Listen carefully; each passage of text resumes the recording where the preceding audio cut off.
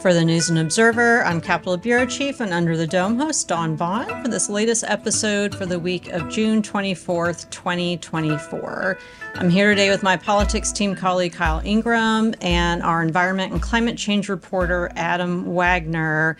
We have to start with the biggest news of the past week, and if you're listening to this on Monday night, which is the state budget adjustment bill or lack thereof. And so there's a lot of, interchamber drama this past week, and we're entering a cooling off period after this week. So we'll see how things pan out this week. Again, I think most of our listeners know, but if you don't, North Carolina is different than other states.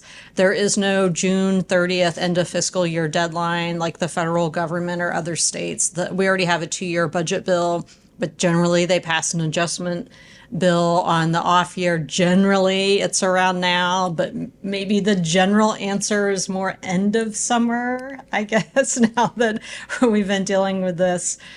So Kyle, the House budget, so basically Speaker Moore and Senate Leader Berger were negotiating a conference report of the budget adjustment bill.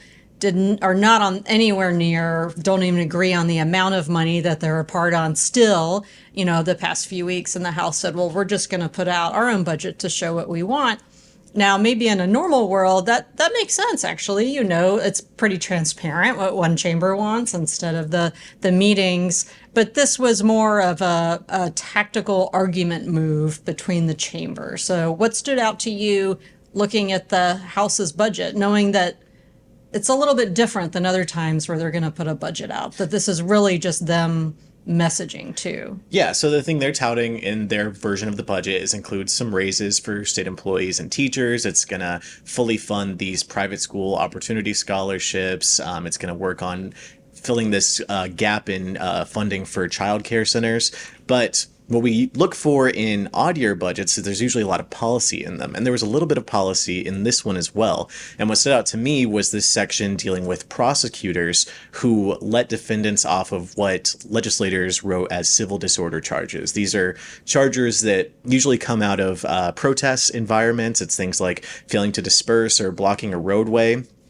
And what this portion of the budget said was that if a prosecutor decides to dismiss one of these charges against a defendant or let them plead guilty to a lesser crime, then that prosecutor has to submit a detailed explanation to the court for why they're doing that. And that explanation has to go to the law enforcement agency that charged the defendant. And I talked with the Wake County District Attorney Lauren Freeman, who said that, this sort of thing exists for DUI charges, but she's never seen it in any other sort of charge before, and it seems like it could be used to discourage prosecutors from dismissing these sorts of charges. So this is targeting because of the UNC protests, right? That was what came to my mind. We have no confirmation that was the impetus for it, but of course, legislative leaders in the Republican Party on both chambers have been very outspoken about their opposition to pro-Palestine protests on campus, and it seems like this is targeting those sorts of environments. Okay. And then the Senate budget. So this was the House that came out. It went through committee. It went through votes. And in the midst of this hours long, kind of a fussy debate in the House. It had gotten to be about 7 o'clock on, I guess, Wednesday, which is Juneteenth, which is a federal holiday. It's not a state holiday. A lot of companies holiday, including here, although, some people had to work, of course. But the Legislative Black Caucus, or the Black Legislative Caucus, had their annual banquet. And Minority Leader Robert Reeves, who is Black, other Black lawmakers had pointed out that, we've been debating this for a long time, and we already had this arrangement that we were going to leave for this. So there's tension in the room. And Speaker Moore wasn't up there, at the time, comes back to all these lawmakers, trying to sort this out. They ended up wrapping it up pretty quick. Republicans actually had more time to debate than Democrats, and apparently everyone made up and was friends by the next morning. But while the House was releasing their budget, the Senate said, fine. Here, I feel like that's in my mind, right? They're like, fine, here's our budget. It's an actual budget adjustment bill that's only 46 pages.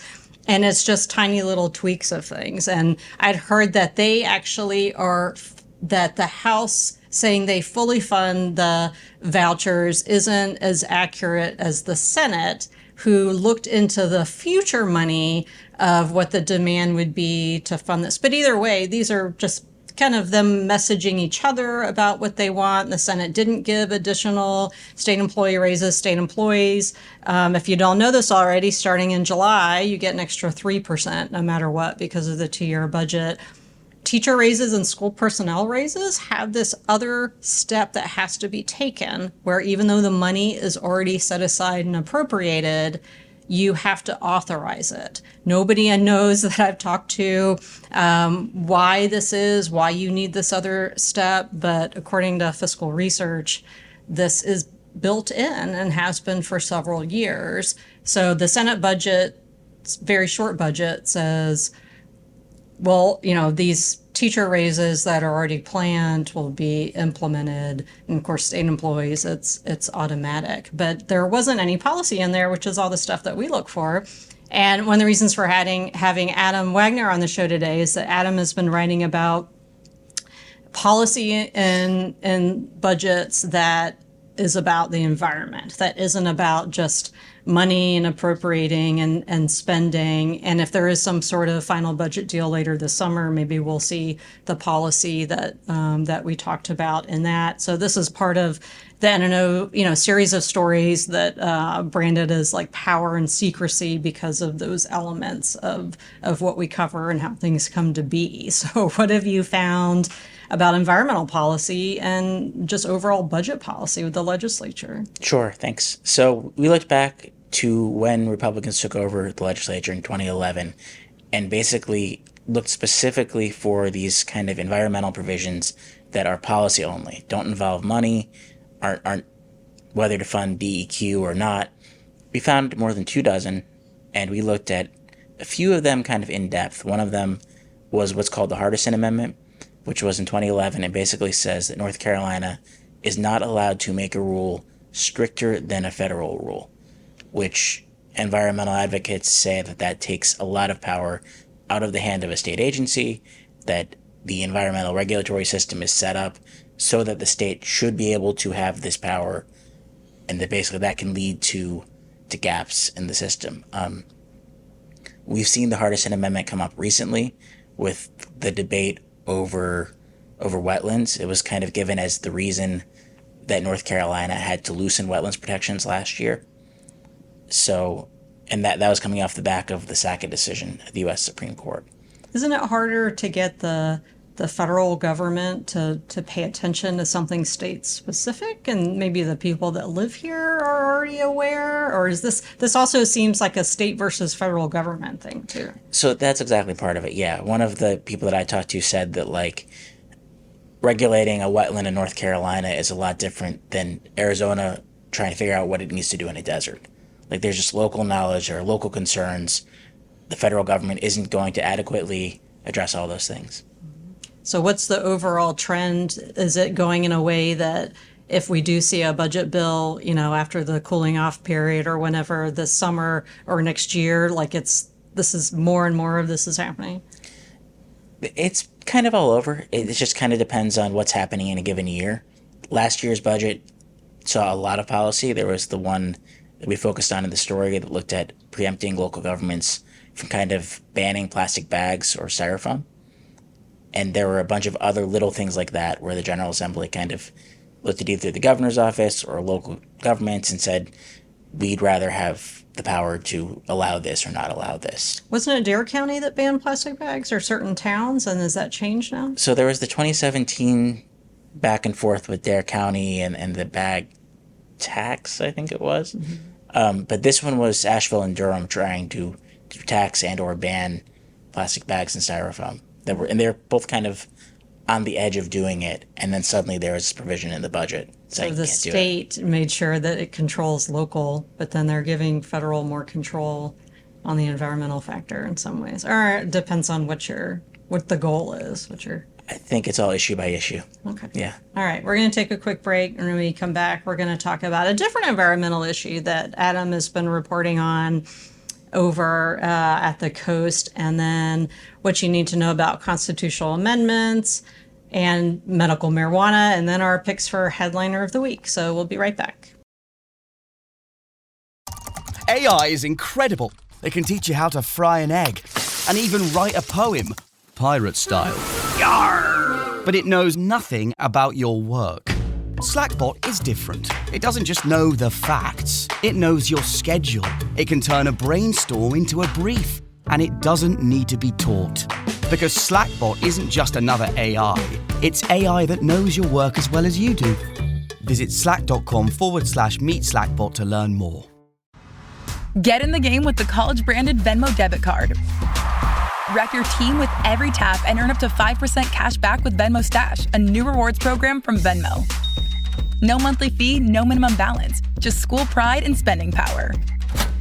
Get in the game and sign up for the Venmo debit card at venmo.com/collegecard. The Venmo MasterCard is issued by the Bancorp Bank N.A. Select schools available. Venmo Stash terms and exclusions apply at venmo.me/stash terms. Max $100 cash back per month.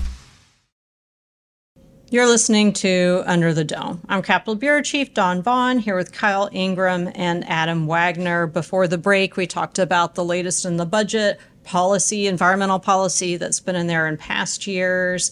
And I want to talk to Adam more about the environment. But before we get to that, let's talk about a plant. Senator Bill Rabin, the Senate Rules Chair, has brought up again this past week trying to get medical marijuana through. The Senate is already supportive. The House has just stomped their foot and said no. Speaker Moore said there's not the votes in the caucus. Of course, you could take Republicans and then Democrats to vote with you to pass it, but that's not how the Republican caucus wants to do things in the House, and they want to have enough, majority themselves to take it up. But Rabin is losing his patience and really just wants to see it through. So since we were talking about some of the dueling budgets being messaging to each other, medical marijuana is also the same as the Senate is like, don't forget about this. So as you're listening to this on Monday, the Senate is going to vote on its budget proposal tonight. And we'll see what there are amendments allowed. There'll be debate, so there'll be more discussion among Senate Republicans. And this is the Democrats' time to get their voices heard in the process. And Speaker Moore already said the House isn't going to take it up.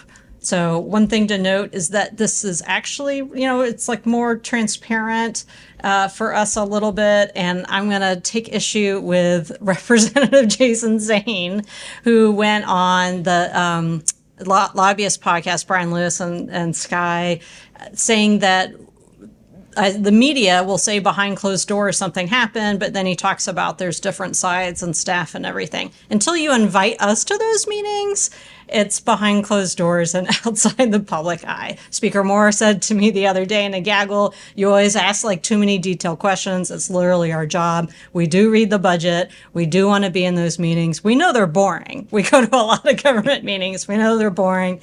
We still want in anyway. And that's the stuff we care about. Yeah, it is. Is the boring I'm sure details. there are plenty of non-boring things happening behind closed doors in the construction of this budget. And I would also add the redistricting plans that were created entirely behind closed doors. So I feel like I need to insert the Hamilton reference now that we deserve to be in the room where it happens. All right. So I wanted to get to this other stories that Adam has been working on about development on the coast and Native American historical site and everything. So what's the latest on that? Or if you can catch people up real quick if they weren't already following. Sure. So this is about House Bill 385, which saw a bunch of amendments run earlier this month. And one of those would have allowed developers to disturb archaeological sites in the course of development, kind of in coastal areas. And it quickly became apparent that this was about this one development called Bridgeview in Cedar Point. That's in Carteret County, right before you cross over onto the Crystal Coast. So it kind of borders Bogue Sound. It looks right at the bridge. And there is a 21-acre piece of this where when the developer went to start building there, they found more than 2,000 artifacts. They found 11 burial sites. The state archaeologist is saying this could be the biggest archaeological find in decades. This is a big deal. We need to protect this.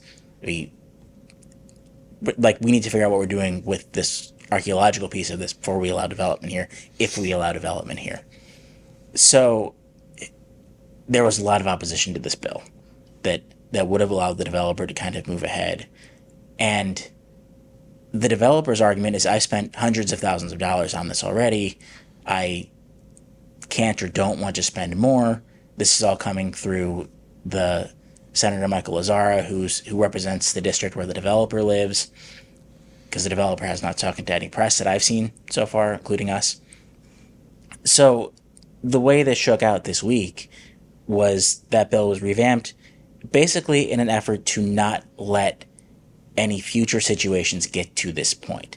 So if someone is buying a land in one of these coastal areas, they can go to the State Department of Natural and Cultural Resources and say, do you know of any archaeological sites here? So they want to solve the future problem, right. But there's still the current problem, right? Right, I'll come back to that in a second. The NCR doesn't love this change, though. They say it's better than where we were, but there's a provision in there that says that if they say that we don't have any problems, they aren't allowed to flag a permit for 3 years. And the NCR's argument is kind of like, you could still find something. There still might be a reason to not let a permit go through. Like we want to be able to weigh in on this. So that bill also included a provision that says that if there's an archaeological site in one of these coastal areas, the Department of Natural and Cultural Resources needs to seek funding to purchase it, which at first blush kind of seems to offer an off-ramp for this Bridgeview development. Like, they're saying basically you need to find a way to buy this land, state. Okay. It's so are not, they going to? Well, it's not funded. So that would be in a budget. It could be in a budget. Senator Norm Sanderson told me that even if we do this, it's not going to be in this budget. So it's not offering kind of an immediate off-ramp here, but it certainly seems to open a path for it. Okay, so a path. We'll see. So we'll have you back on if there's ever a resolution. Might be years later. We'll see in the. Okay. Before we get to headliner, I want to talk about constitutional amendments. Kyle, what do people need to know about what's being planned? So Senate Republicans are pushing 3 amendments to the Constitution that, if the House and Senate approve, would go to voters and be on the ballot on November 5th. All 3 of these constitutional amendments, if they were enacted and approved by voters, would make essentially 0 tangible changes to state law. They all conform the Constitution to existing law.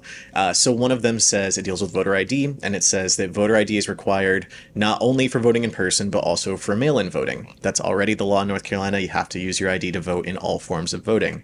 The other one says that it would amend the Constitution to specify that only citizens are allowed to vote. That is also the law in North Carolina. You have to be a citizen to vote. It's illegal to vote as a non-citizen.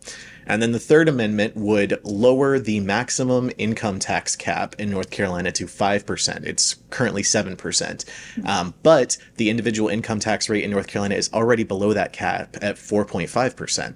So if these are approved, it's really just conforming changes to the Constitution. But what critics have said about it, including some Democrats in the Senate committee where it was heard earlier this last week, as you listen to this, have said that this is just a way for Republicans to drive conservatives to the polls, because it gives them an opportunity to say, you need to go to the ballot box and affirm that voting is only for citizens, or affirm that North Carolina should have voter ID, even though those are already the law here. I think Berger told us in the gaggle the other day that it was just preventing the future things if they're worried about who wins. And of course, driving turnout is for your own party usually helps your party to win, right? So, all right, well, let's move on to our picks for headliner of the week. Kyle, what is your headliner? My headliner this week is a story out of ProPublica. They did an investigation where they found that the Republican State Supreme Court here in North Carolina had quashed 2 recommendations for discipline from the Judicial Standards Commission about 2 Republican judges in North Carolina, one of whom had got into a shouting match with the defendant that eventually led to that defendant being shot and killed. The Judicial Standards Commission is a very secretive organization. We've written about that here at the News and Observer before, and I thought it was a really interesting report. Okay. Adam, what is your headliner? I'm going to go with Willie Mays, the arguably best baseball player of all time, who died this week. So he's the GOAT. Is there an I think he's the GOAT, argument? Yeah. Well, the craziest thing is that he's greatest of all time, and then if you want to not cross Barry Bonds off your own list, Barry Bonds is Willie Mays' godson, and he's probably now the greatest living player if you don't care about steroids, which a lot of people do.